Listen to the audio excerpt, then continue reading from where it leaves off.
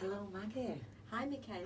Thank you so much for coming on my podcast, Maggie. You know, so for our listeners, I've met Maggie previously.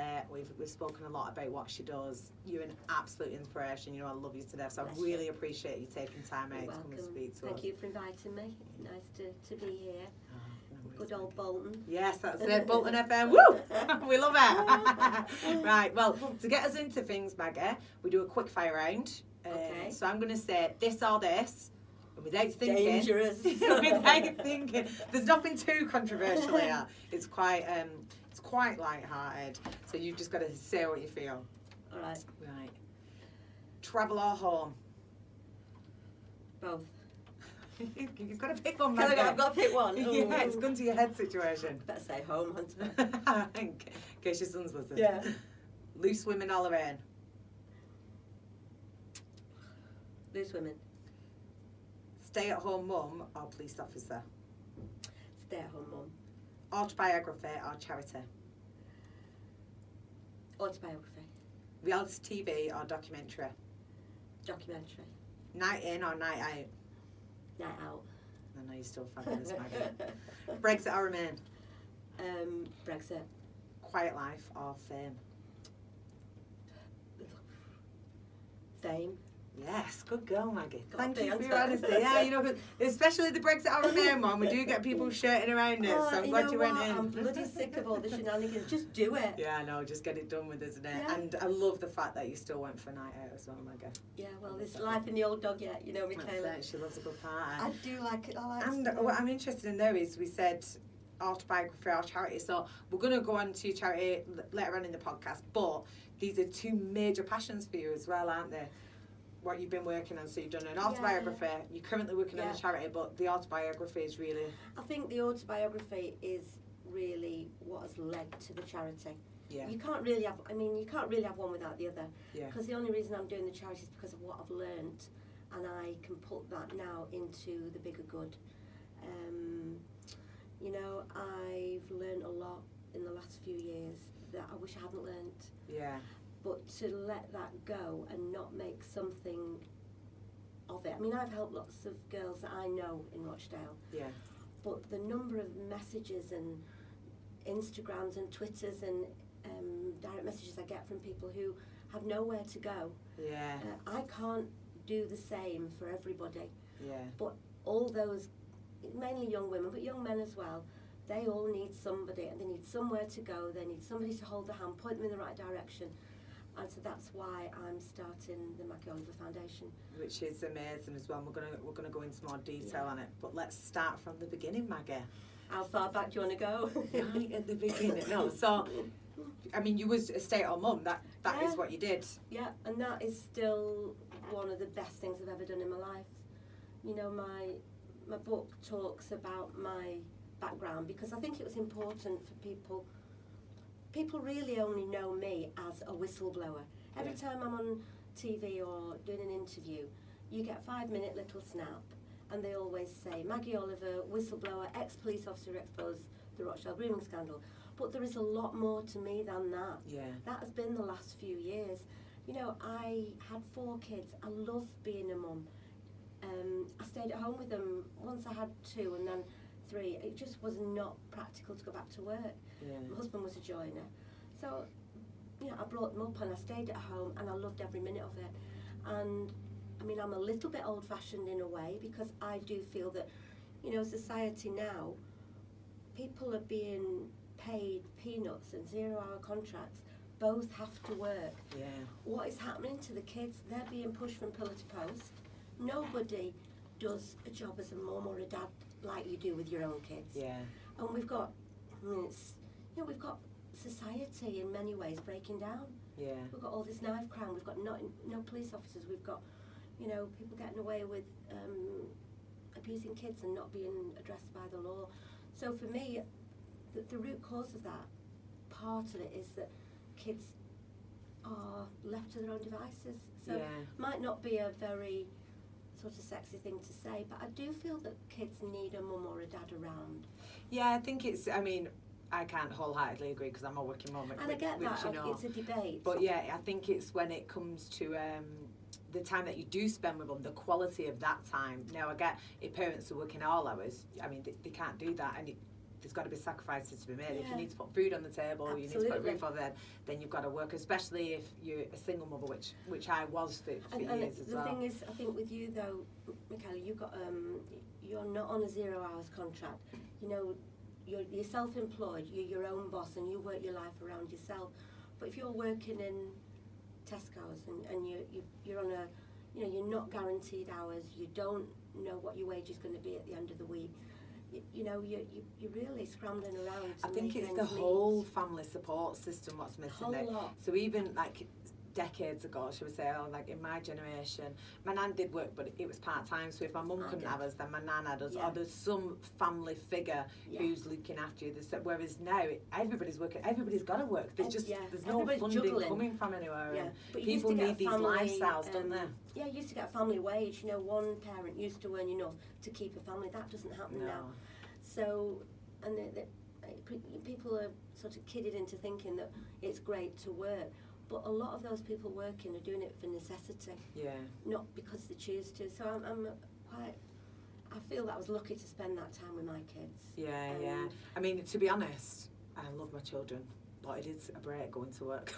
It is easier. It is easier working than my son's 9 months old now. I went back to work when he was 4 weeks, and I'm lucky. I have 1 day off a week with him, so I work a 4-day week. But it is hard in those 3 days when I've got him intense, and he's just like, now he's just at the point where he's running around in this runner thing, then walker things, and everything's like ba ba ba ba, screaming, throwing food at me. I'm just like, mate, like, please, absolutely. I just want a minute.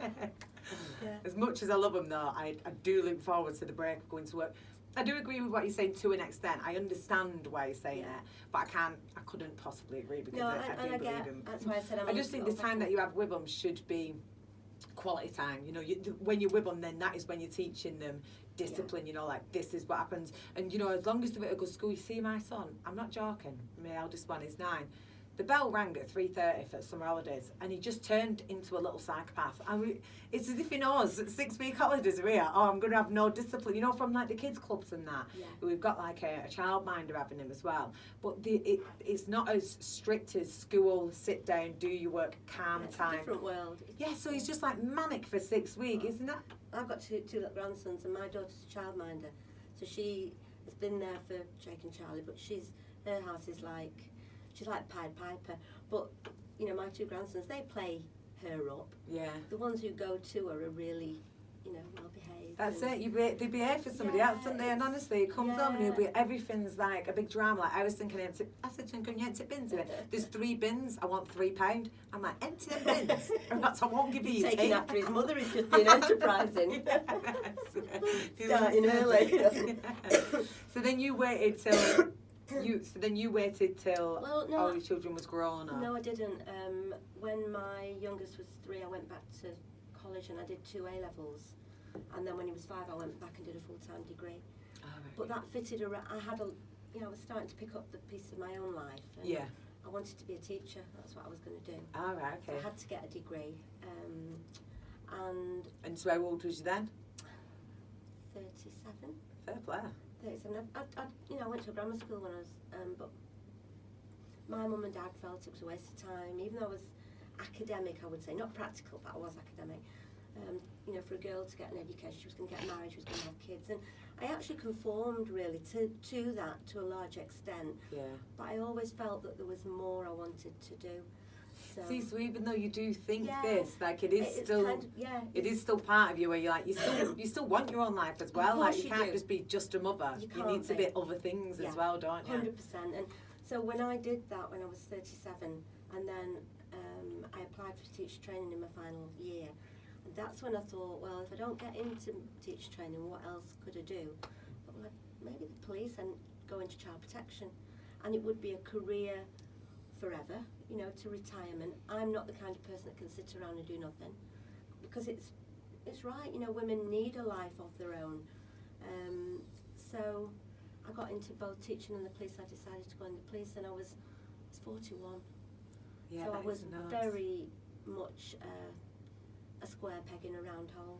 Because you have to do all physicals and that as well, everything, don't you? So was that tough? very tough, and very tough. And I couldn't run even when I was at school. So having to run the bleep test when I was okay at everything else. I did you get like these psychometric tests, and then you get an interview, but you have to do a physical. And as a 41-year-old woman, I was doing the same physical as, say, a 20-year-old man. Yeah. And it was a killer. But my husband, I said, I will never do this, I'll never get in. He took me over to the field across the road every night, and he like marked out I think it's 100 metres, 2 T-shirts. And then we'd have a little kiddie's tape recorder, put it on the grass, and I'd be running like between these bloody T-shirts, and all the kids were like, go on, Mum, go on. Oh. And, you know, I just about got to level 7 eventually, which meant you passed. And then I had to score everything else on you had to do sit-ups and burpees and pull-ups, and I knew I could do that. They should keep people doing it though, because I see some police officers and I'm like, you passed that physical 20 years ago, mate, because if I leg it now, you ain't catching me. No, well, I never pretended I would catch him, but I had other skills, you know. You go in as a woman of that age and you've got your life skills. I've got 4 kids, and you change as you mature, don't you?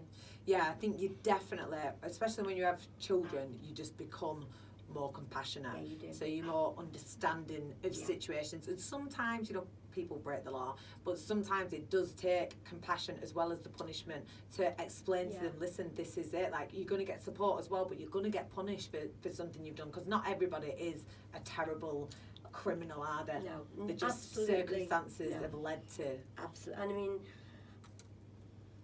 I think that I had always had a slightly different perspective on things. So I do talk in my book about when I was just out my probation, or just before I got out of probation, being sent to a big supermarket on my patch, because I was based in Moss Side, so it was all gangs and drugs and, you know, really serious crime shootings. Yeah, you're just like so glamorous as well. And what was they thinking when you rode up, like, right, you're under arrest? Well, and you know what, I found that people were, on the whole, decent people. And it was not my job as a police officer to judge. It was my job to put the evidence together, to put before the court, to prosecute, and for a jury to decide. So I felt that was always fair. But I bet you got so much more, because you know, I don't want to call the police at all. They do amazing work, obviously. There are some questionable ones, and those are the police officers who won't have that kind of level of respect. As if you turn up and you've got respect for them, you're doing your job, but you're going to show them respect, then you'll get the same back, won't you? Absolutely, and people will talk to you. They, you know, I mean, most people have got a healthy respect of law and order. My experience was that even in the gangs, they had a sense of, you know, they knew they were doing wrong, and if the evidence was there to prosecute them. So the very bad, the worst of the worst were the ones that were very difficult to pin down. The easy targets are not really, how shall I put it?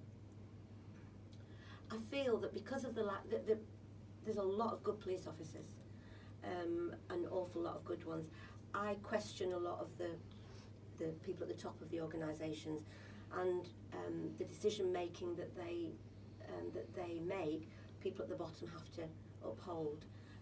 But my journey has led me to believe that there's a lot wrong with policing, and it's really interesting. I just mentioned that there's a big piece in the Daily Mail today where an actual judge has come out, and he has said that the Metropolitan Police have lied all about this, you know, the paedophile ring in high places, Ted Heath and Harvey Proctor, and they've withheld evidence.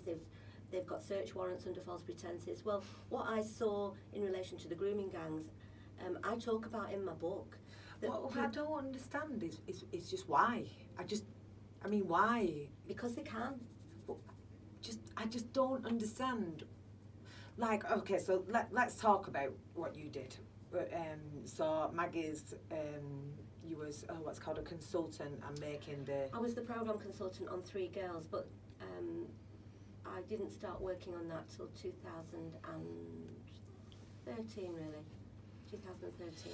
And previous to that, you'd worked on.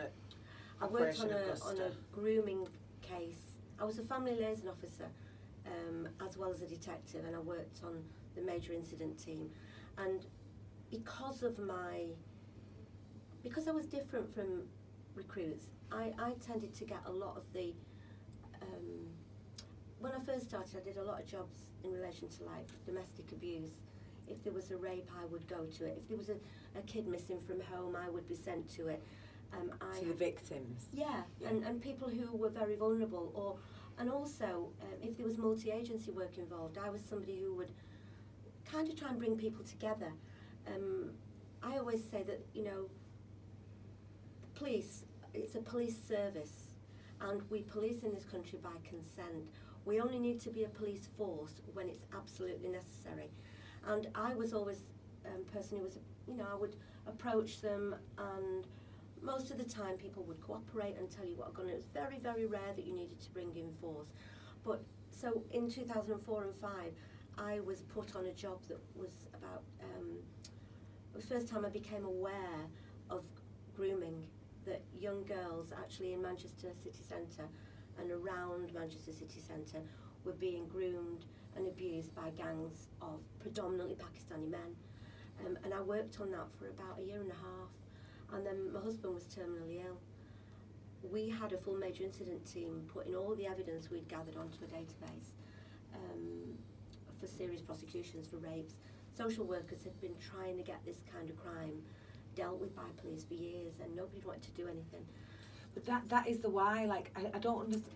I just don't understand why they didn't. Yeah, why they're not prosecuting every single person who they know about.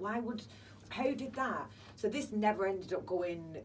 Nobody got convicted, did they? Nobody even got charged. Nobody even got arrested. When I came back to work after Norman died 3 months later, that job had been buried, completely disappeared. So in the midst of all this, what you've got going on, you've worked on this case for 2 years, you take 3 months off because your husband passed away, and then you come back and it's just gone.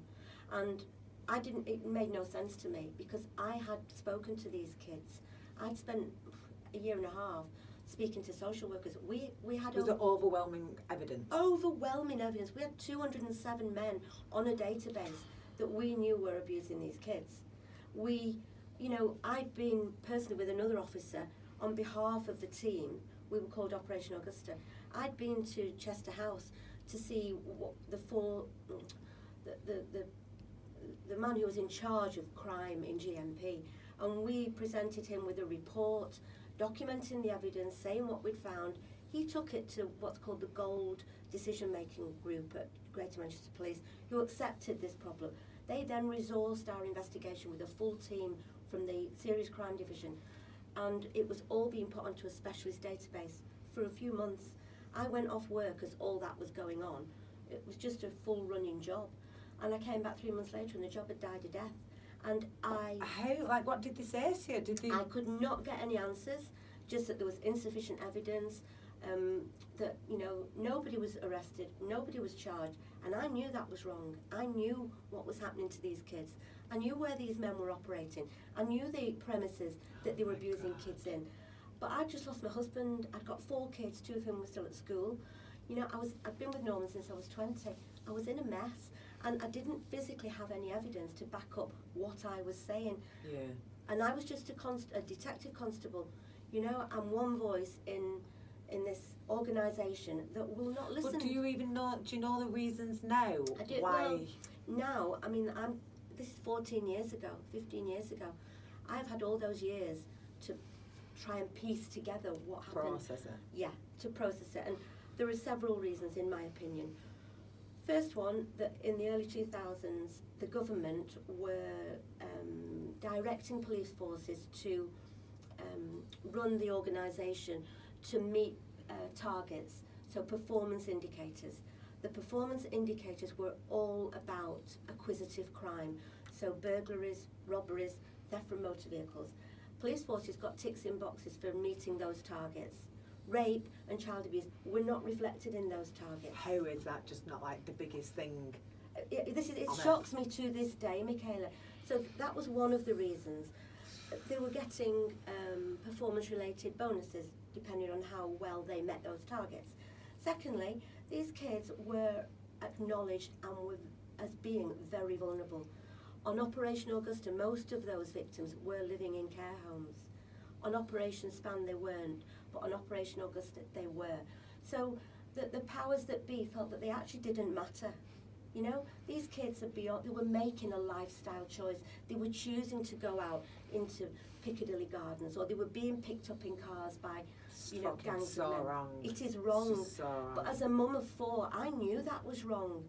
You know, we They started... were already like in care homes though, so like victims to whatever, like they've not chose that life. I mean, No, they haven't. They were God not knows what's being happened with the parents, protected. but and then they've already victims to all of this, 100%. and then they're getting abused by probably 100%. many they trust as well. Well, they see them as a boyfriend because these gangs are very skilled. They are very manipulative. That is what grooming is. And they would go in, and a younger guy would probably go and befriend one of the kids and, you know, pull them out, and these kids think, oh, it's great, this guy, he's good looking. Before you know it, his mates are involved. They're passing them to another mate and another mate. Then they're taking them to a house where there might be 20 men, 50, 60-year-old men in a room with one child, and they'll all, you know, a lot of them will rape her. And I knew that that was going on. I also knew Oh my that God, I'd lose my head. I Well, would just lose my head. I was, you know, I can't tell you how badly this has affected me. It almost destroyed me, but I was powerless to do anything.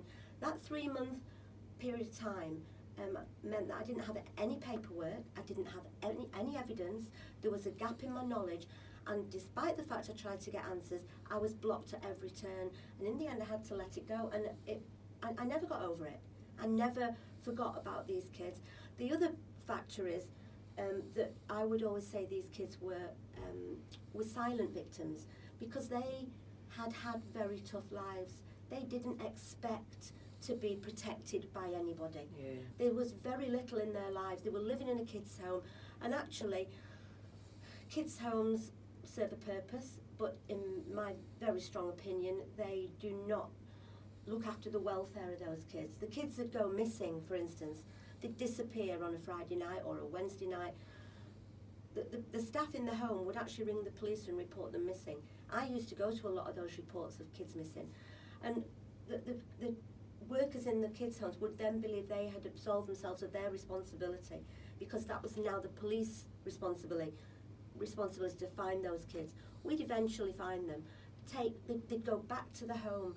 I remember one little boy who was about 11, and he lived in a care home on my patch, and I'd regularly, every weekend, take him back home. And I would... Where would he go? He'd be in Piccadilly Gardens. He was being dragged out by the older kids. He was in a kids' home where there were much older kids. He was 11-year-old little boy, and I mean, I can't say his name, but I've never forgotten it. And I would pick him up and I'd take him back, and I'd sit in his bedroom with him on the bed and say, look, you're putting yourself in danger, you know, keep safe, you know. I would put reports in saying that this little boy needs to be in some form of secure accommodation. Yeah, like foster care. Well, foster care or a secure home. The problem was, everybody knew that, but if the police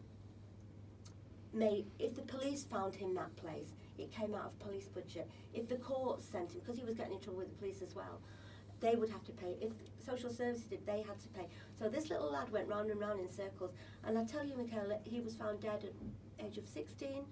No, he wasn't, Maggie. Yes, he was. And they are the consequences of not protecting these kids from a young How age did he die?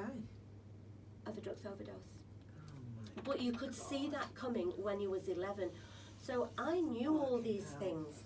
I went back to work. That never left me. And I found out, what I did find out, which I didn't know at the time, my Norman died on the 5th of July 2005. Operation Augusta was a full job with a full major incident team, a runner. We were going to run that job. The men were going to be prosecuted and arrested. It would be dealt with. The morning of the 7th of July was the London bombings. The last entry on that database in GMP was the night of the 6th of July. Now, people can make of that what they want, but there was a big fear of Islamophobia. We knew the report about Operation Augusta. Do you think? The offender profile, the vast majority were Pakistani men. The victims, well, actually every victim in Operation Augusta was a young white girl in care. So you can't ignore those facts. And also what has come to my attention since, probably within the last 3 years, was that in 2008 it was, the Home Office sent a circular around to every police force in the United Kingdom to say that this kind of crime must not be investigated, that it was a lifestyle choice that these kids were making. And who sent that round? The Home Office. And I the only... Home Office say, don't investigate this crime. They are child making, rape and abuse. Yes. And I only know that because Nazir Afzal, who was the head of the CPS, halfway into Operation Span, he made that public. That was a secret circular that was circulated. So but, you had together if you all write here those... now and they're saying we need more police, is it, and all these problems, are they not seeing that all these people, every single person who commits a crime has been a child once? Now, how many of those people, if you look at the statistics, came from good backgrounds, came from home stabilities, mum and dad, everything happy and healthy? There will be, I don't know what they are, but it will be a very small percentage. And then if you look at the children who have been brought up in questionable surroundings, with questionable people, coming from care homes, who then go on to take drugs, commit crime, and why are they not thinking, right, we need to invest in our future? If we want this crime to stop in 15 years, all they give a shit about is there and then, these immediate figures. What can we stop? Totally agree. Instead of thinking in 15 years' time, if we concentrate on these kids now and help them and invest money in them, then in 15 years' time, the crime will not be as high. Instead of sending a letter around saying, don't investigate. I mean, this to me is as bad as murder.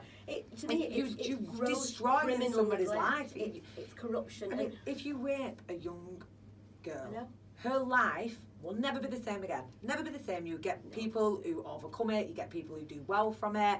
You know, you get these fighters. I know these women. I know them. And you get people who can succeed, but then you get women whose lives are destroyed. And even when you're successful, the things what have happened to you as a child or as a woman 100%. are never going. They are never leaving you. That is something you live with for the rest of your life, just as if somebody was murdered. So how is this not a major crime? How is this not something what is... It's wrong. And that is why I had to leave my job. Because it is, I've kind of dedicated my life to trying to expose this, to talk about it. And to this day, not one senior police officer has been held accountable for those failures. That's why today, the article in the Daily Mail from a judge who is saying that the Met Police have lied and have not, they are criminally responsible. I have been saying for years that chief constables who allowed this to happen are criminally responsible for allowing generations of kids to be sexually abused. Of course they are. But I've been trying for years. I'm still working on it with Harriet Wisrich, who's a very well-respected human rights lawyer.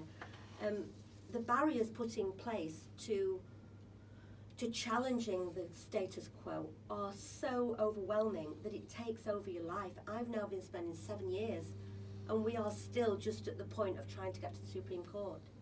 The odds are stacked against you, and the kids themselves struggle to live with what's happened to them, never mind fight these battles.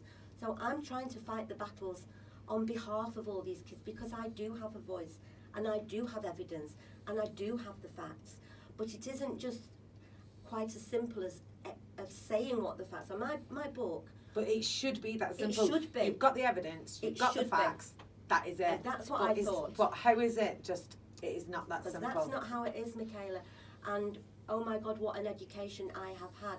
I joined the police to do good.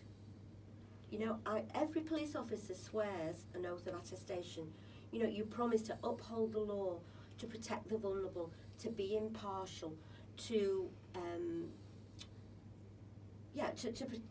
those, you swear. I haven't got the oath of attestation with me, but they're the things that you promise to do, every police officer. But at some point on their way up the promotion system, some police officers let go of those. I think it's round about the rank of superintendent. They never get beyond that rank unless they are able to put the welfare of the organisation above their The conscience victims, yeah. and above the needs of the victims. And Peter Foy was a chief constable when I was shouting out about Operation Span. He was knighted. You know, he says to this day that he's met me many times. He has never had a conversation with me. He refused to meet me. He has had a knighthood. He knew what was going on with these kids. He is one of many. Bernard Hogan Howe, he's been knighted. That's what this article is about today, about Sir Bernard Hogan Howe. So as long as you cover things up, then you'll get knighted, is basically Absolutely. Just I believe, forget everybody, all absolutely. the victims. I believe they are political pawns protecting the establishment. And I'm not a conspiracy theorist. It's destroyed me because I don't trust any of them anymore. And that is a sad thing to say for somebody who dedicated 16 years believing I was there to do good. But you're just doing the good that they say do. And that, yeah. And when I challenged that good, then I would have been, if I hadn't resigned, they couldn't have sacked me. But they would have put me in a back-end office and I would have been doing pointless jobs. What it comes down to is, though, everybody, police officers, we're all just human. And they've worked their way up to this point, and they know if they don't do what the Home Secretary says, then they're going to lose the job. They'll be on good money, they'll be working good hours, they've got a good pension, and so to them, that's their life. So they'll be thinking, right, if I don't do this, no matter how wrong it is, I'm going to lose everything, and then what good is it going to do because I'm just one person I fully on my agree. own? But still, you did it. And probably because I was an older woman when I joined, I had very well developed sense of what was right and what shouldn't was get wrong. into the police if you do not want to police. But I think most people do. I think when people join, they genuinely want to do good. And there are a lot of good police officers, and I'm in touch with a lot of ex-colleagues. The morale within Greater Manchester Police is absolutely rock bottom amongst ordinary police officers. You know, I'm not directing any of my criticism at those officers. I'm directing it at the ones at the top of the organisation who feel that they are above the law. Well, they're the ones who's giving the orders. Yeah, they're the ones who are closing the law. cases. And I mean, this is becoming quite a political discussion, but you can't have this discussion without, you know, I've been to see Andy Burnham, who's the Mayor of Manchester, together with two other senior police officers. Nearly 2 years ago, we gave him a list of over 21 examples of where Greater Manchester Police are failing, and you know, examples of those failures with evidence. He has just done nothing about it. So, and he's meant to hold Greater Manchester Police to account. That is his job. I voted for Andy Burnham because I heard what he said about Hillsborough, but he has let me down.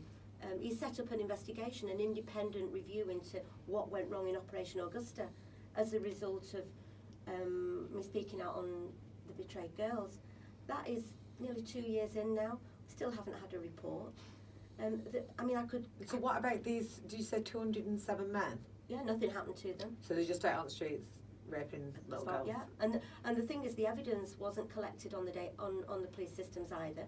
In Operation Span, which was an identical job to Augusta. So okay. So for our listeners who don't know, to differentiate, Operation Augusta is what you did in 2004 and 5.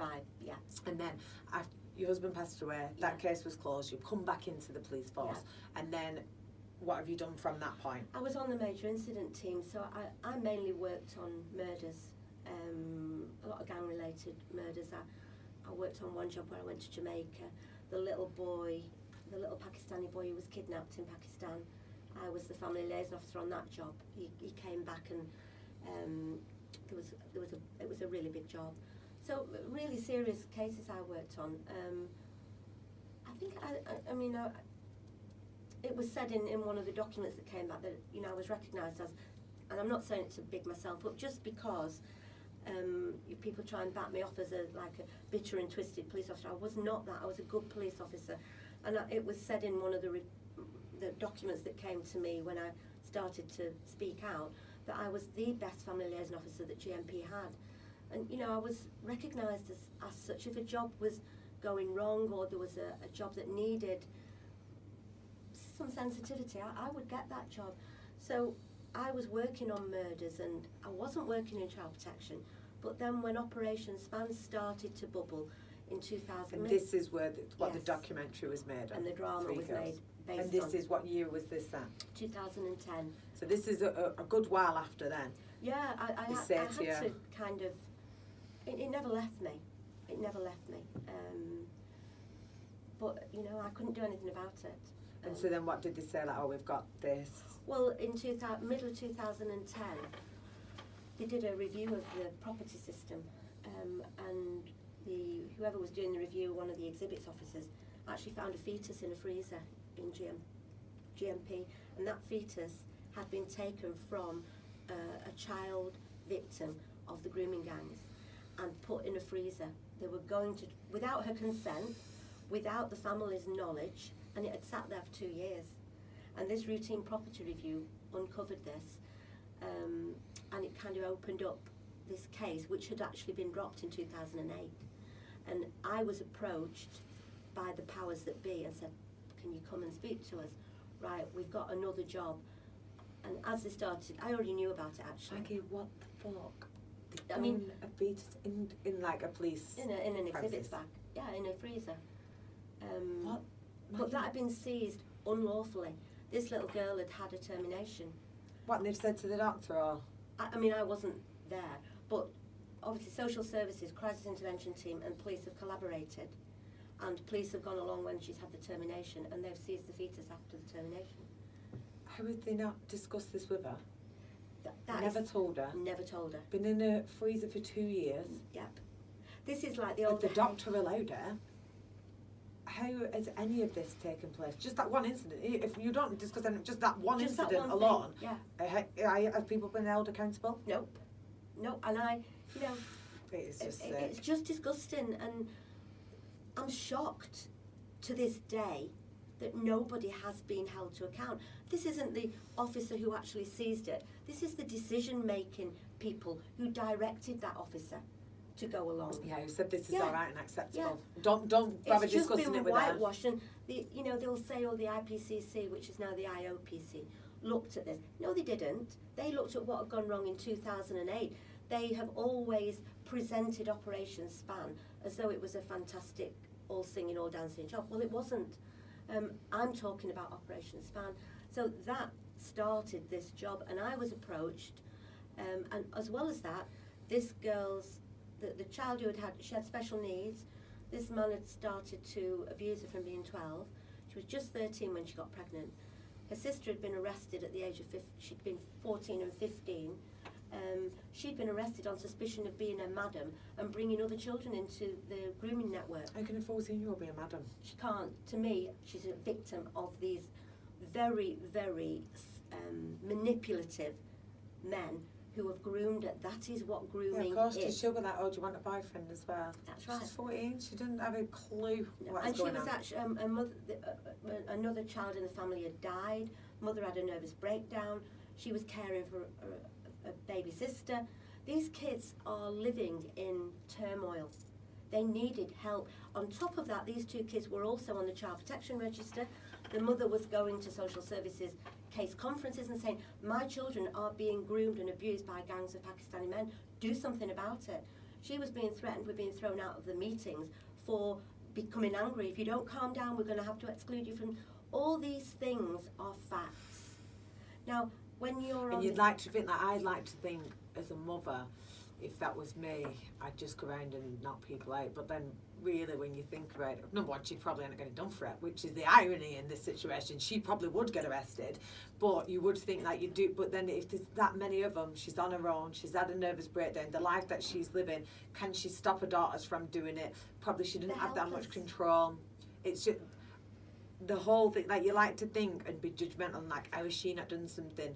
But being in that situation, she's tried to go the proper way to the people who should be helping to look after us in society, victims in society, and they've told her to be quiet. They've told her to be quiet, and she wouldn't be quiet. One of the men has actually pulled up on the roadside and threatened the girls with a gun at gunpoint. If they go to the police, we're going to shoot you. She even passed that on to the authorities, and they did nothing about that. To this day, that's not even recorded. Why? Like, why? Yeah, why did they not like go around and be like, mate, you've got a gun? Because it's hard to do. These they're very labour intensive, these kind of investigations. You know, they're not just a 5-minute hit. They take months. To build bridges with these kids, to get them to trust you, is where the real work has to go in. And it needs commitment, it needs time, it needs somebody to approach them who supports them. And initially on Operation Span, I felt that that really was happening. For the first 3 months, 4 months of that job. So they've asked you in as a family liaison? No, as a detective, Oh, as an investigator. But because of my skills with vulnerable people, they had identified these girls, these particular girls, as being at the centre of this investigation. And GMP, the people, you know, I'm talking about Assistant Chief Constable level, had decided that these girls were needed for this prosecution. So they then approached me. So why did they think like, oh, right, now it's all right to start investigating these kind of things again? Because I don't think they could bury it. Because we've got a fetus. People started to sort of look around, and it became very evident that there was a big problem. And so they decided that they were going to open an investigation.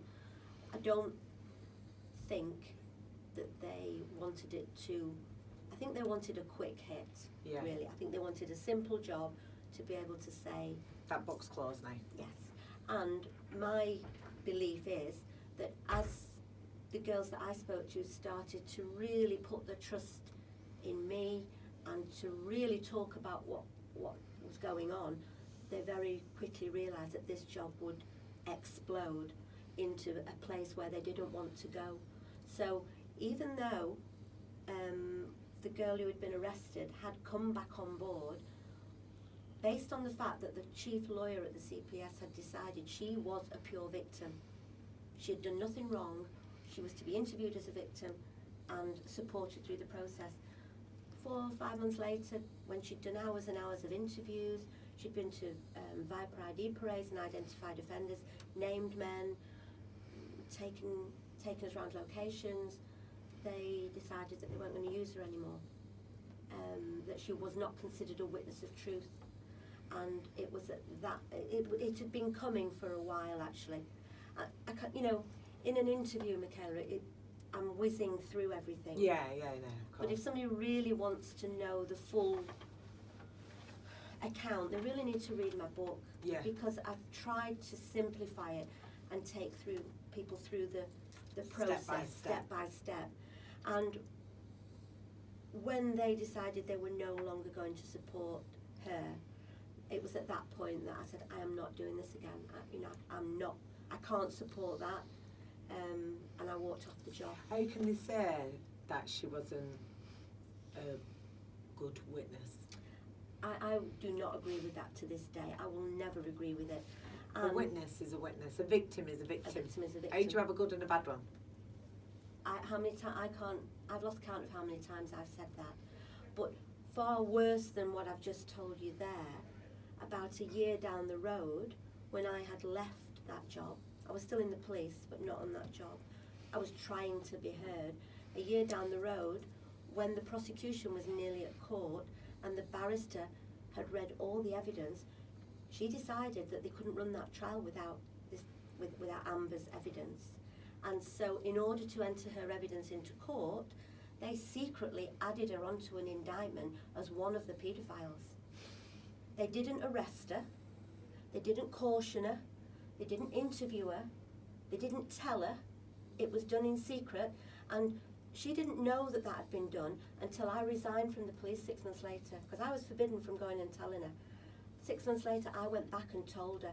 And at that point, what they were actually trying to do was take her children away from her based on the fact that she'd been named as a paedophile on an indictment, and she didn't even know that.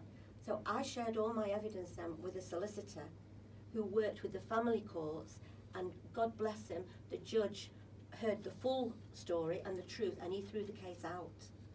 And has anybody been No. held accountable? No. Who has said that is okay?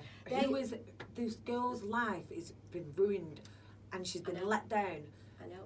again and again and I know. again by a service that we all pay a lot of money for. And you're innocent until you are proven guilty in this country. How is that even? I don't know.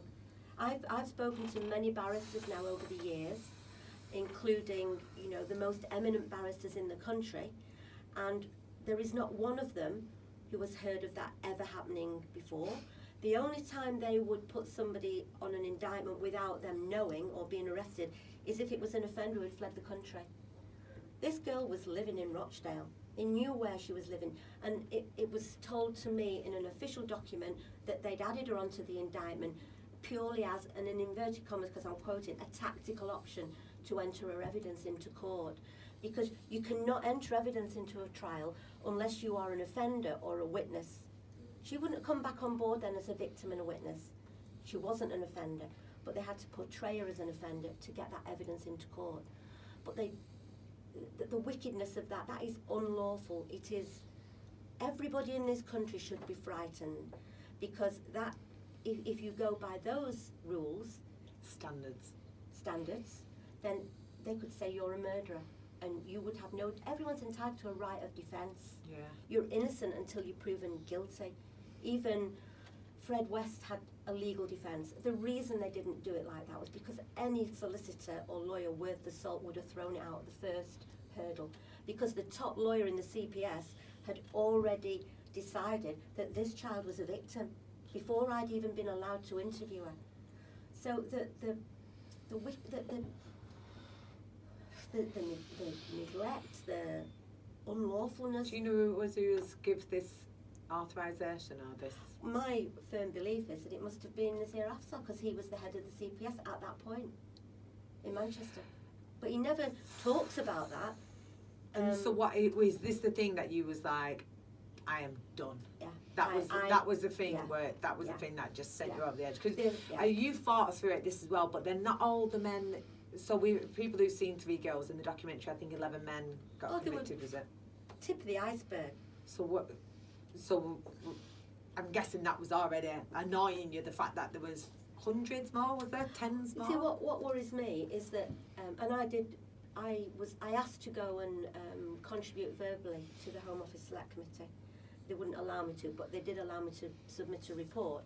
And in the report, there was lots of things in the report, but one of the things they accepted was that Greater Manchester Police failed to record all the rapes of these kids.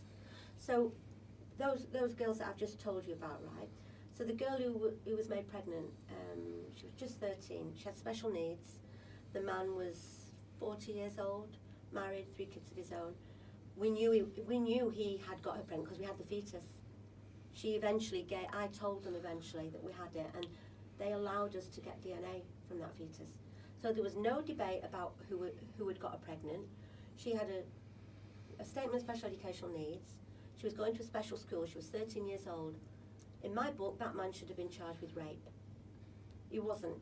He was charged with sexual activity with a child, and he was out of prison within 3 years. Back walking the streets of Rochdale.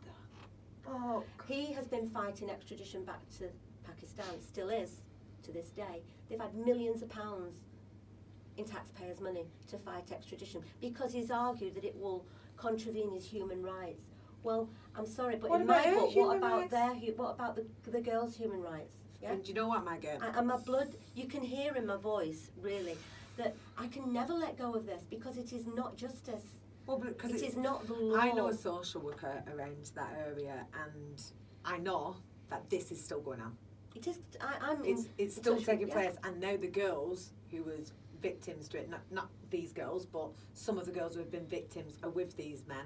I've got children with these men, and I know friends with the younger girls as well, and technically, I guess, helping to bring them in. But again, they've been victims of it, and they don't understand, like, this isn't all right, because that's their life now, and they think, oh, this is a nice life for you, and not seeing actually what has happened to their lives, and this is not normal. You should not have been with this man since you was 12 when he's married, like. But those kids I've dealt with now, that, you know, Ruby, she was in the drama.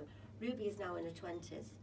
She absolutely knows now that she was failed when she was 12 and 13. She's got kids of her own. She now knows what they've done to her, but at 13 she didn't. No. When I first met her, she basically told me, leave her alone. She loved what she was doing. It was fun, because that's what grooming is. Yeah. But She told me on her first interview, on her first 2 interviews, when she eventually agreed to talk, of 5 men who had, I think it was 5 men who had sex with her. Only one of those, there was only a record made of one of those. The other 4 were never arrested. Why that? This is what I was like, what is the why? Well, because it exploded the job into areas they didn't want to go. It made the job more complicated, more complex. But when I wrote to the Home Office Select Committee, I told them that, and they accepted that should have been recorded, because as a police officer, your first duty is to record an allegation of a crime, and it doesn't actually matter whether you believe that person or not. You record it, you investigate it, you explain why it shouldn't go any further. If I had taken a report of a criminal damage from somebody, and I decided when they spoke to me that I didn't believe them, I would still have to record that. Yeah, you can't say one window was smashed when there were 5. Yeah, or well, say, I don't know, say you told me that you'd seen somebody smashing the window at the front of the market centre 5 minutes ago. Yeah? I know that's not true because you're sat here with me. But I would still have to record that, and I would then write on that crime report, this is not truthful because actually Michaela was in my company, she can't have seen it at that point. So I don't just decide that I'm not going to record it. For all those rapes that child told me, the only one recorded was the one that we had the fetus for. With the other girl, with Amber, she named in excess of nearly 24 men who had raped her. And I will tell you, to this day, there is not one record on the police system of her having even been raped by one man, which in itself is bad enough. But when you think of all those men and how many other kids they've raped, and another child coming forward and mentioning the same man, there may not be a record there of what he's done before. Yeah. It's even if you can't take something to court, you are still building up a database of information and facts. Somebody doesn't just decide they are not going to record it and play down, because if they record that and then they don't prosecute, they have unresolved rapes on their statistics, on the crime figures. So all these things are linked up, and my knowledge of as a police officer gives my voice weight, because I know the consequences of not doing this. They took the analyst off the job within a month of starting the job. Well, you can't run a job like that without an analyst. You've got 40 officers gathering evidence from dozens of people. You need an analyst to pull it all together and make a timeline and pull together facts from different people. These little signals you possibly wouldn't appreciate if you're not in the job. Unless you've been involved in it. They're so telling. Yeah. And so when all this, so then you've gone like, right, this is just jokes. I'm leaving. I spent 15 months. I didn't want to leave. I went through every rank to try to be heard. Head of serious crime, chief constable. And what was happening each time you spoke to someone? Got fobbed off. Nobody was on your side. Nobody. No, they just said if lessons need to be learned. Basically this is above your rank. You're a detective. Senior officers. In fact, I was told senior officers make decisions. As a detective constable, you do as you're told, and if you can't do as you're told, you're in the wrong job. And I thought, and that was maybe a year after I'd started, and I thought, well, I'm in the wrong job because I can't let this go. I am going to speak out, and the only way of doing that... The thing is, you was the only one actually doing your job, wasn't it? People were frightened though, Michaela. Like you say, people have got mortgages and they've got families, but I'm the kind of person, I couldn't have slept in my bed at night. No. I'm not... We've just talked about the ethnicity of the offenders, but I don't feel it is just about... I think it's an attitude, a class attitude as well, amongst the powers that be. You only have to look at, say, Hillsborough. All those people in that block of flats, they're kind of seen as an underclass by those who make the decisions. If it was their family, would they say it was okay? Yeah. Hillsborough, it took 30 years for those families to be heard. Yeah. They covered up the truth because they're powerful people. They silence anybody who speaks out against them, and it was a very scary road for me. I I was threatened with data protection. You must not speak out. This is secret. But my conscience would not allow me not to say anything. And I spoke to my kids at the start. I didn't want to resign, but ultimately there was no alternative. I either carried on with my job and just let it go again, or I left my job and I spoke publicly, and I just wanted something physical to know that I'd tried. And I never expected it to run this. I'd never, I did a file on 4, and then the documentary team heard that, and I already knew them from a big gang job that I'd worked on. And they came and approached me and asked me would I bring everybody on board for a drama, which I did. I spent 4 years doing that, and then a documentary, and then obviously I've carried on speaking out and working with lawyers and supporting the kids, and I'm trying to... So although you're not a police officer anymore, then this is taking you into somewhere, I guess, that you never thought it was going to be. You want to speak out, but you were still acting on behalf of these women now and the children who still 100% is still happening to as well. Is out there? I get letters and messages every day. Every day. I'm inundated with them, and I can't do for all those. It's young men as well, actually, and it isn't just about grooming and that kind of abuse. It's about people who have been failed by the criminal justice system, and who it isn't always about a court case. In fact, I don't think it ever is about a court case.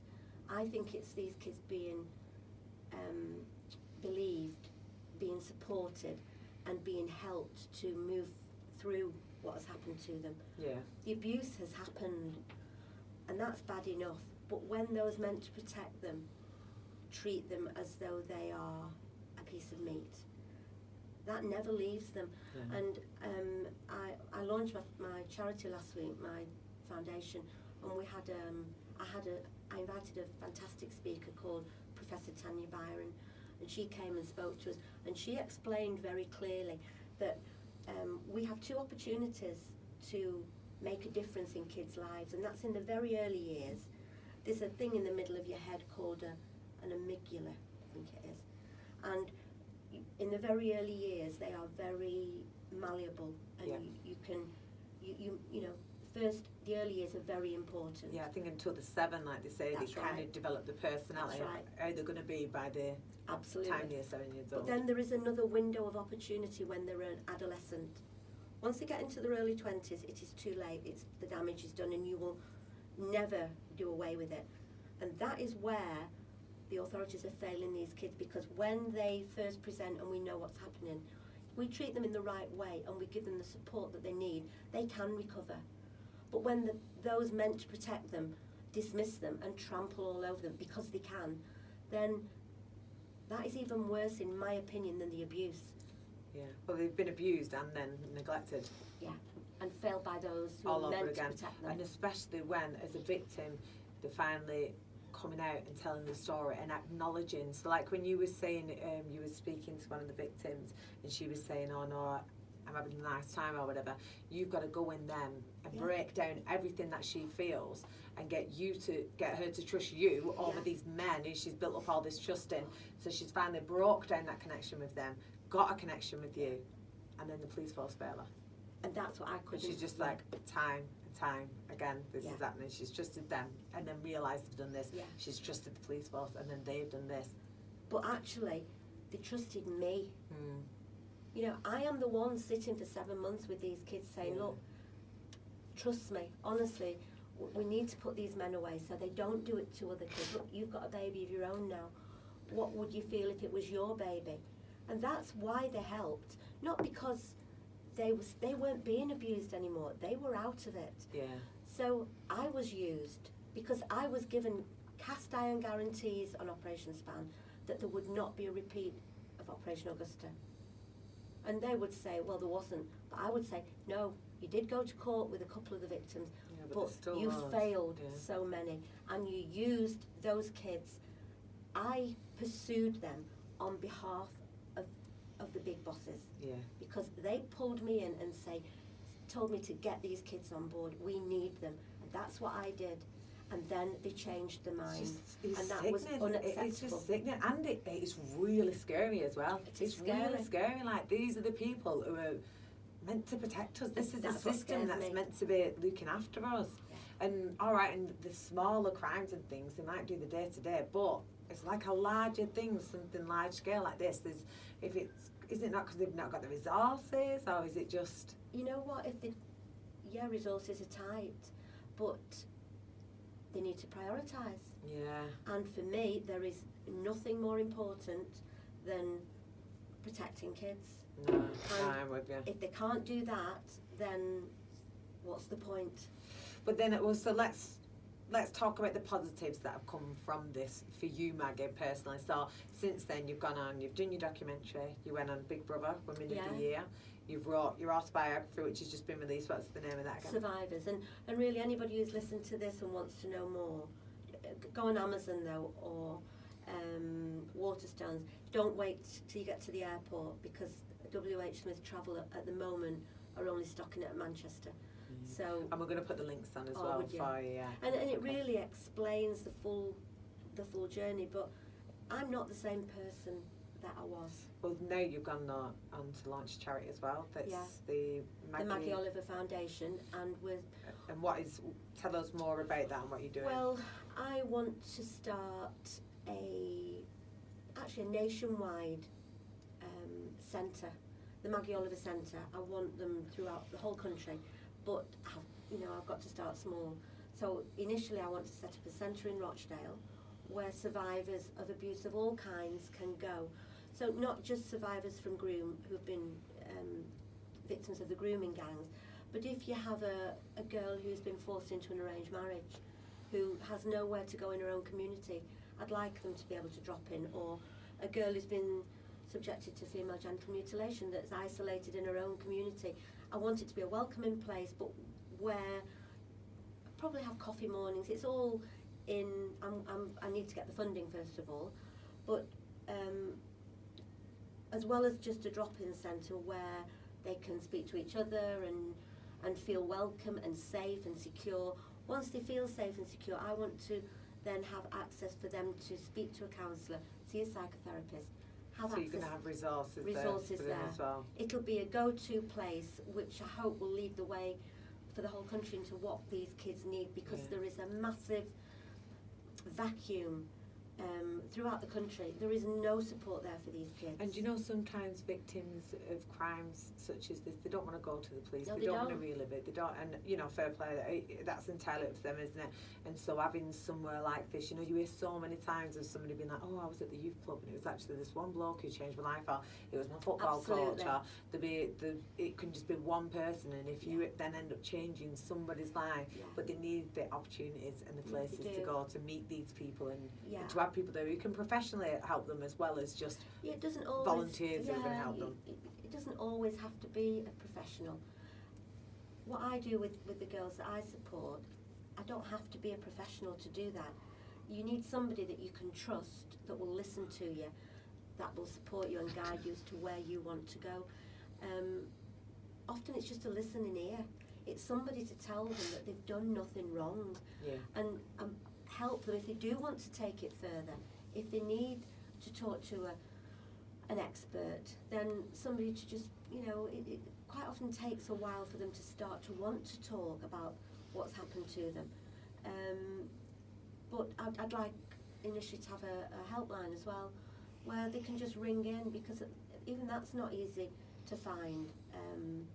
I've seen a thing actually the other day about Childline. They're trying to, because now it's all like online, most kids will text in or whatever, then that's taking much more time than the actual phone call. But they were saying like that's a really good service that they've got now, so they're not actually, because that's what kids do now, isn't it? They're just they're online on apps. Absolutely. So it's just I think to bring together, I think it's a place where I can start to put my learning into a positive future for survivors, but I want it to be all inclusive, and I think people know what I stand for. I've spoken out about it enough, and I hope people feel that they can trust me. I don't have any axe to grind myself, because it has taken over my life in many ways. So what if people wanted to help to raise money or to donate to this charity, then where would they go? Yeah, what well, do at they the do? moment we've got the Maggie Oliver Foundation, which is an incorporated, it's incorporated. We're waiting for the charity number, but we have a Just Giving page. The charity number should come through very shortly. So I'm just in the early stages of putting together the foundations. I would hope that by the end of the year I will have a premises in Rochdale. So I am looking for a premises, that we will be in a place and to have just a drop-in centre to start with, as I start to evolve into all the other areas. But you know, I'm hoping by next year. It will all depend on whether I can get the funding. Yeah. People have already started to donate to Just Giving. You know, in a week we've had, you know, really brilliant donations. It's just going to take time, but my book kind of tells everything, and obviously I keep speaking out about it, but I want to refocus and look at the future as well, and how I can improve things for the future. That hasn't gone away, and there's still a lot going on in my life personally to address that, but I want to use what I've learned in the past 7 years to help more kids and more survivors to feel that they can be heard. Yeah, well, because what you're doing there with regards to the police is might take another 20 years. But there'll be a point when it'll be like, oh my God, I can't believe all that. So she was telling the truth. But in the meantime, obviously, they do still need help. They need somewhere to go. They need someone to start to, don't they? And so then we'll put your social media ads on the podcast as well. That'd so be that great. if people can follow you, then they can keep up to date That'd with be your fab. charity Yeah. and where they're going Yeah. from there as well. Yeah, I mean, that's, you know, I'm just trying to get to great. I'm not very good at all that. Yeah. Do my best, but we do have, you know, I do have it's all Maggie Oliver UK. So I've got an Instagram, I've got a Twitter, I've got a Facebook and LinkedIn. I'm on now, and they're all Maggie I want Oliver somebody UK. to help me. As if there's anybody out there who wants to help me with my social media, please feel free to message me. But yeah, there's a lot of work still to do, Michaela, and you know, I do care. I do care, and I think I'm really glad I've done my book, because there's things in there about, you know, my own kids didn't really know. So on that level alone, it's there now forever. My little grandsons can hear it when I'm not here anymore, and know that I really have tried my best. Yeah. I'm still trying, and I do think that by speaking out, I do think I've been part of helping attitudes to change. 3 Girls, it's a drama. There's a lot that's not in there, and there are some things that I think should have gone a lot further. But what it did, it's a fantastic drama. It has educated the country onto what grooming is, and I think there is an attitude now towards these kids that they have been failed, whereas previously the press always used to say that they were bad kids. Yeah, they make it like the part of it as well. Yeah, they blamed them. No, 100%. I mean, the work that you've done so far, Maggie, and just like you said, just bringing it to the attention of the public and getting people to understand, like, no, these are actually victims. They are. So if you know that this is going on, then this child needs help. They don't need grounding. No, they don't don't. need smacking. They don't need ignoring. No. What they need is somebody to say, oh, listen, Yeah. like, that is not right. Yeah. You need to stay away from this kind of person. They need Yeah. some guidance. They don't have that. No, Like, they don't need judging. They need somebody to help them, you know, to point them towards the right, you know. But I think that for any parents or carers who are concerned about the kids, whether, you know, they're getting mixed up in this, I would say sit down with the drama, watch it, you know, get a pizza, get a drink and watch it. And that will allow, you know what teenagers are like, they don't want to talk about themselves. They don't want to say to the mum or, you know, ooh, this guy, you know, I'm a bit worried, he's took me to this house and there was all, you know, they don't want to do that. But if they're watching a drama, it could open up a conversation about what's happening on the drama, and that makes them feel safe to talk about it. yeah. I think that's a really important tool to use. Yeah. And, you know, I've got a few things on my website, sort of places where they can go. We're still starting to collect things together, because I've had my fingers burnt a couple of times. You know, that's why I've stayed on my own, because people have their own agendas, and I'm trying to, everything I say I believe, agree with me or don't agree with me. I honestly believe what I'm saying is the truth. So I'm trying to put together a safe package for people to access that will help. But there is a long way to go. But I think that the biggest thing is that there is an understanding in the country now that kids who are groomed in this way are vulnerable and have been failed by the authorities. And often, they get into trouble with the police. There's a case going on at the moment because some of the girls that I know, they have been criminalised as a result of being groomed and abused. One girl, she's got several racially aggravated public order offences against her for screaming abuse at one of her abusers across the road. She was locked up and charged. He walked away scot-free. I just don't. I just don't understand how it's even like. How is this even reality? How is that reality? It's easy so you can be raped, but you can't tell somebody off for raping you. Absolutely. I can't swear because I'm on here, but the abuser shouted across the road at her, called her a white slag, and she shouted back at him. She was arrested, charged, prosecuted. She now has a racially aggravated public order offence against her. She can't get a job in many areas because that will stay on her record. She's not going to start saying to people, "Oh, well, actually, he abused me." No, because she's never going to be able to put it into context. But there is a challenge. Harriet Wistrich is challenging that. Harriet's who I'm working with on various things, but she's challenging that in the Supreme Court, that these cases should not be disclosed when they go for a job. Because another girl was in a car, a girl that I know, supported for 7 years. She was stopped in a car with a lot of older men. She was 15, no driving licence. She was driving the car. She was 3 times over the drink drive limit. She was arrested, prosecuted, lost a licence she didn't even have. The men walked away, didn't even record the names and addresses of the men.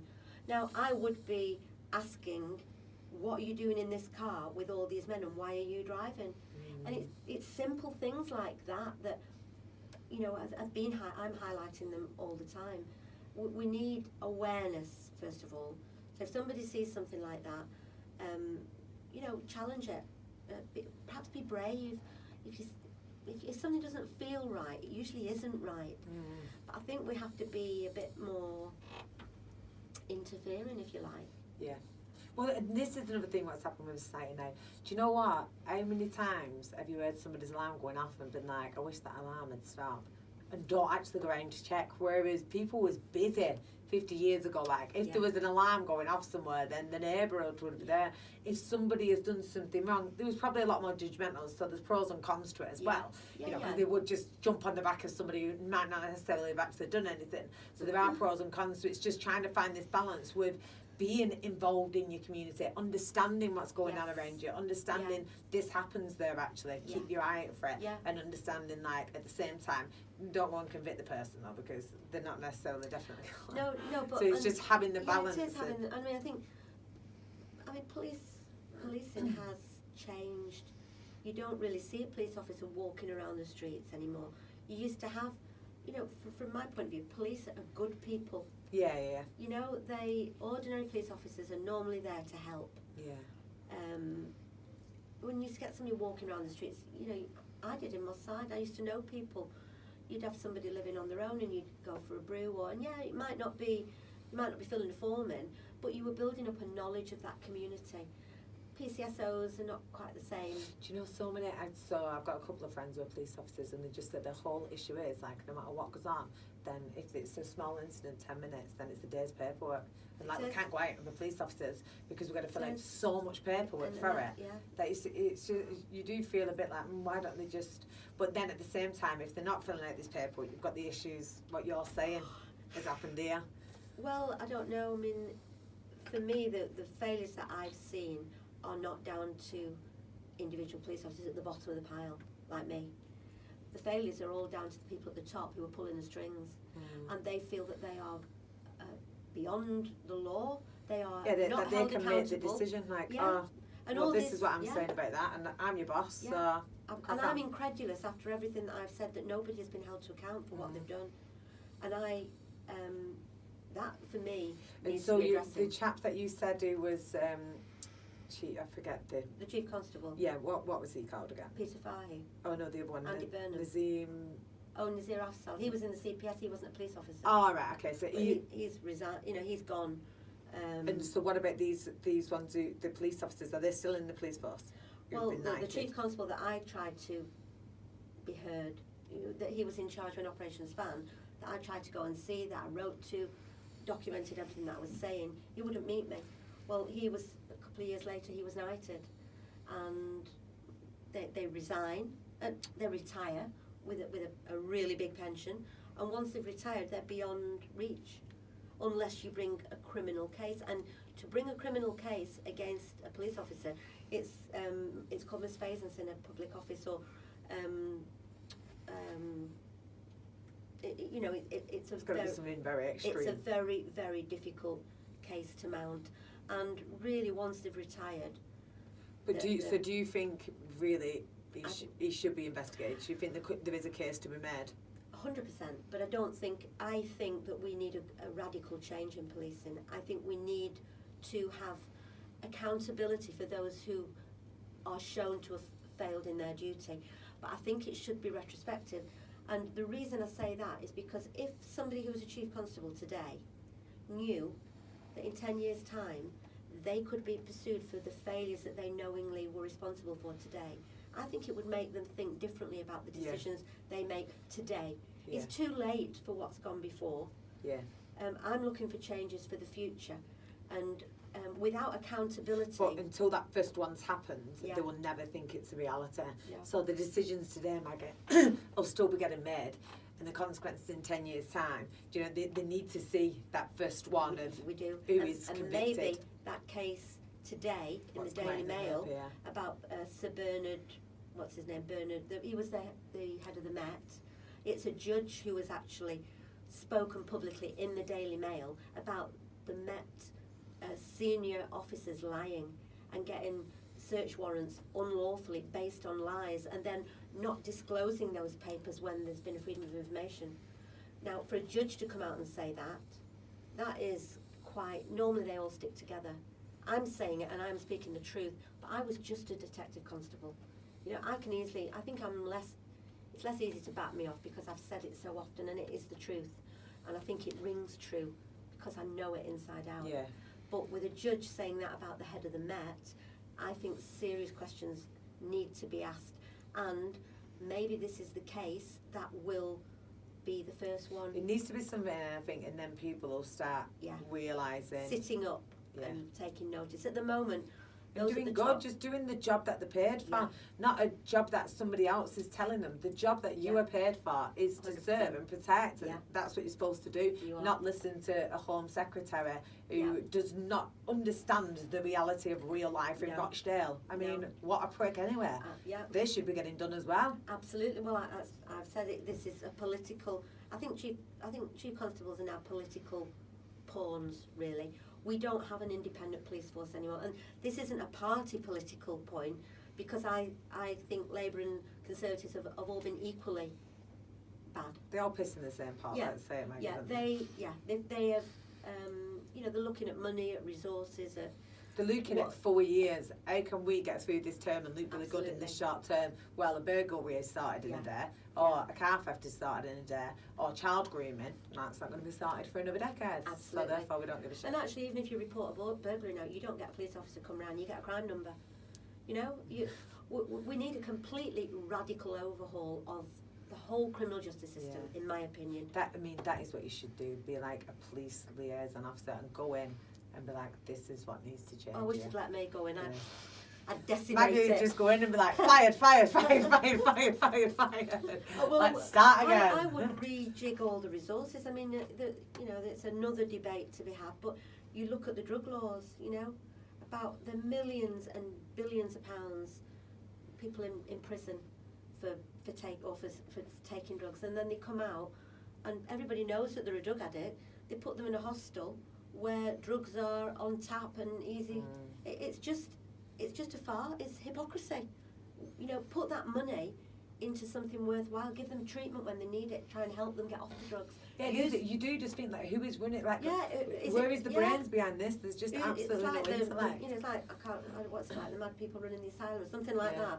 It is. I think you just got that far now down the line with like this rule, this rule, this rule, this rule, this rule, that it's just gone on and on and on. That the rules literally don't make sense anymore. Don't, like these are procedures, and there's nobody there to link them up and be like, this needs to change because it is absolute nonsense. It's common sense and ordinary people.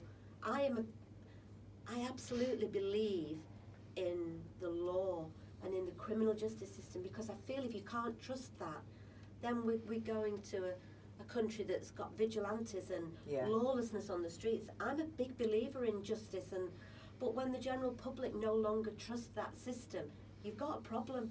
And everywhere. I know you're hearing a lot of it, all more the time. and more. The more time that's going on, we're hearing more. Well, and the today thing is, a judge. there's more people. The population is growing constantly, and the police force is not growing with that. And the procedures that they take are not adapting to the amount of people that are there, and all the rest of it. And they can say as much as they want resources, but it is just a fundamental service that we need. Like the NHS, 100%. police force, and fire brigade. We need It's a them. necessity. It is a necessity. So this should just be more fun into it. I mean, Boris Johnson's saying he's going to get 20,000 more police officers on the streets. I don't think that made a difference in itself. I mean, I've just had an email this morning because GMP have brought in some kind of new database, and apparently it's fallen apart at the seams. It's not safe. People can't get on the radios. They can't press the emergency buttons. That is officers on the street in danger. But they've spent millions and years to get this system, which apparently is crap. So, you know, it's not that the money's not there. The people who are spending it are just not spending it in the right way. And they've probably never run a household budget or never looked at, you know, they're out of touch. Yeah. But I said... That's what I'm saying about these people who are giving these orders. They're just... And I mean, ultimately, this is a conversation that does come down to politics as well. You can't, and I just don't believe we have politicians in this country representing human beings who live in this country. They're out of touch. They're just completely they are. Bonkers. Like they're out because they've been brought up different to. They're in the top 1% that they've been brought up, and the other 99% of us are looking 100%. At them like, oh, so I've got a choice of him. Or him or her. Like this is literally 100%. Who I'm choosing between. It's like choosing between Satan and Satan. It is. I totally agree with you. There is no choice. Like, oh well, I'll go for this one because that's who my mum used for fun. Like, I agree with you 100%. And I used to say that. I was saying that. I've said it in many interviews. You know, to Peter Farley, if this was your 13-year-old child that a 40-year-old man had got pregnant, and we had a fetus, and we knew who it was, would you say that your daughter was making a lifestyle choice? Would you say that she's a paedophile? Or that your 15 or 14-year-old was a paedophile because she is that scared? And I mean, we now have controlling and coercive behaviour, don't we? That law was brought in for domestic violence, and you've got 40 and 50-year-old women who have been controlled and coerced through the whole life because they're terrified. What chance has a 14 or a 15-year-old kid got with a gang of paedophiles who is threatened that they're going to shoot her? You know, and then she's put on an indictment as a paedophile, as a 15-year-old victim, that the top lawyer in the CPS has said is a victim. There is something seriously wrong. And it's because but the thing is, they're detached from society and from fucking reality, from 100%. The sounds of it, like, because if they did put this into perspective, that is my daughter, or they don't have, that's my niece, that's my whoever, then they would perhaps start seeing this is a human being. Just because you haven't met her and you haven't listened to this properly and you've skim-read a file, you can't just close the book on it and say this is it. And they need it, but they're just loopy. They need more normal people in just... I agree with you. Throughout all of these, like the heads, the politicians, all of it. And I get that's why you liked Andy Burnham, because he seems very much more in touch with reality. With normal people and all the rest of it. But then again, there's feelings. But he's one person. So who's he having to deal with to help you out with this as well? Like, because he's one normal person. What about if he's talking to 10 absolute nut jobs? I mean, a good question. I still say now, but a good question to ask yourself if you are doing something in the place or the cause. Do as you would be done by. If this was you, how would you want to be treated? And normally, if you look at that honestly and you've done that, then you've done the right thing. Yeah. But all too often, it's do as I say, not as I do. and they would want to be treated, the people at the top want to be treated differently from those at the bottom. Yeah. And that is a massive problem in our society. Because they think they're better. And they're the powerful And generally ones. just because they've got a better job. Or Yeah. they live in a nicer place. Well, That they're doesn't make you better, mate. unaccountable, Your aren't they? morals are absolutely shocking. So actually, these people are better than you who don't live in that fancy house and don't have this cushy job. They're better than you because they are better human beings. Yeah. And you're just a bit of a letdown. It's kind of about right and wrong, old-fashioned values again. Yeah. But there are some things so wrong. Well, to me, there are some things so wrong. To everyone, Maggie, not Yeah. any wrong with it. So wrong that you have to stand up and be counted. And, you know, if it had been a burglary that hadn't been dealt with properly, I wouldn't have done this. It wouldn't have gone this far. I would have kicked off and said I didn't agree. And I had, you know, there's 4 kids, like, when I was in my probation, went round a supermarket eating a sausage roll, and the policy was to lock them up. You know, you didn't just warn them. I went along and I thought, well, we're going to have 4 vans, 8 police officers, 4 appropriate adults, solicitors, custody officers. Get the mothers in to pay for the sausage roll. I nearly lost my job because it was not policy. Well, use a little bit of common sense. Yeah, You know, it's a use the sausage fun, roll, and it's a sausage Use roll your at the end of the resources day. better. Yeah, it's a bit like full Monty, you know, chucking the sweet up in the air and eating. No, but I mean, this is what it comes down to, just a bit of Common common sense sense, as well, It is needed in abundance, I think. Well, Maggie, is there anything else that you want to tell us about, you want to promote before we... No, if anybody's got a job. No, I mean, I appreciate you letting me speak out. I would ask people to buy my book, support what I'm trying to do, and if we all join voices together and carry on banging the drum, talking about it, then eventually the changes will come. Because we've moved a long way, I think, in the 7 years since I started batting on about this. You know, I do think we've moved, but it's You've just done an too amazing slow. job, Maggie, and honestly, you know, like, I love you. I think you're just an God bless absolute you. inspiration. Genuinely, like, there just aren't many people who put the whole lives on the line doing what you've done. You didn't know what the consequences was going to be. You've had to give up your job. Your whole life has changed because of it. Changed. You've been through your own personal stuff while going through this journey as well. Like, that is... Not many people would take that on, and it's admirable, Maggie. Like, you should be really, really proud of yourself, and I really, really appreciate you coming on and taking the time to tell everybody about it and just creating more awareness as well. Thank you, Michaela.